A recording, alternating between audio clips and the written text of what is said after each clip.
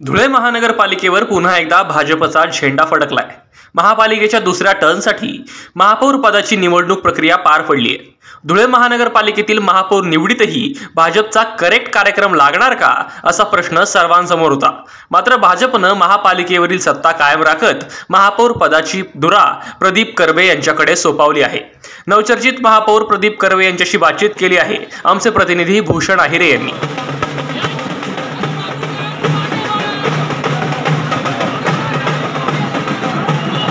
धुळे महानगरपालिकेवरती पुन्हा एकदा भाजपचा झेंडा फडकलेला आहे। प्रदीप कर्वे यांना 74 पैकी 50 नगरसेवकांनी मतदान केलेलं आहे। पुन्हा एकदा भाजपची सत्ता या ठिकाणी आलेली आहे। आपण त्यांच्यासोबत बोलणार आहोत। महापौर आत्ताचे सध्याचे महापौर प्रदीप कर्वे आपल्या सोबत आहेत। सर, काय सांगाल? धुळे महानगरपालिकेच्या हद्दीमध्ये मोठ्या प्रमाणात प्रश्न उपस्थित आहेत।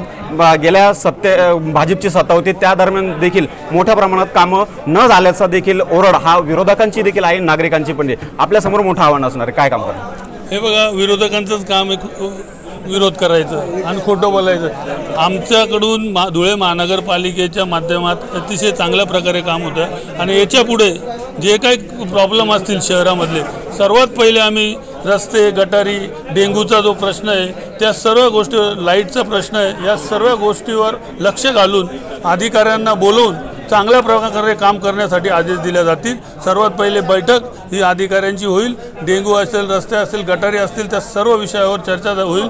जे रस्ते खराब असतील ते रस्ते तात्काळ सुधारण्याचा प्रयत्न करू। धुळे शहरामध्ये कालच आम्ही सामटीवरती बातमी प्रसारित केलेली आहे। धुळे शहरामध्ये मोठ्या प्रमाणात खड्ड्यांचं साम्राज्य पसरले आहे। नागरिकांना खूप मोठ्या त्रासाला सामोरं जावं लागतंय।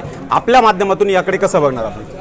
हे बघा, धुळे शहरामध्ये तुम्ही बघितलं तर धुळे शहरामध्ये अतिशय चांगली परिस्थिती। थोडाफार प्रश्न देवपूर भागात आहे। देवपूर भागामध्ये लवकरात लवकर जे खड्डे असतील किंवा रस्ते खराब असतील ते लवकरात लवकर दुरुस्त केल्या जातील। त्याचबरोबर डेंग्यूचा देखील मोठ्या प्रमाणात थैमान सध्या शहरामध्ये सुरू आहे। आरोग्य विभागातर्फे कुठल्याही प्रकारची उपाययोजना नसल्याचा आरोप नागरिकांनी केला आहे। 2 दिवसापूर्वी एका चिमुकल्याचा देखील मृत्यू झालाय। तर आपण याकडे कशा पद्धतीने उपाययोजना करणार? 2 दिवसामध्ये सर्व अधिकाऱ्यांची बैठक घेतली जाईल, आरोग्य अधिकाऱ्यांची बैठक घेतली जाईल आणि लवकरात लवकर पहिले डेंग्यू या प्रश्नावर चर्चा केली जाईल आणि लवकरात लवकर डेंग्यू हा प्रश्न सोडवण्याचा प्रयत्न केला जाईल। नक्कीच भाजपचे नवनिर्वाचित महापौर प्रदीप कर्वे यांनी डेंग्यू प्रश्न असेल, त्याचबरोबर शहरातील मोठे प्रश्न असतील, त्यांना लवकरात लवकर हात घालून ते समस्या निवारण्याचा प्रयत्न केला जाईल असे आश्वासन दिलेलं आहे। धुळ्यावरून भूषण आहिरे, साम टीव्ही न्यूज।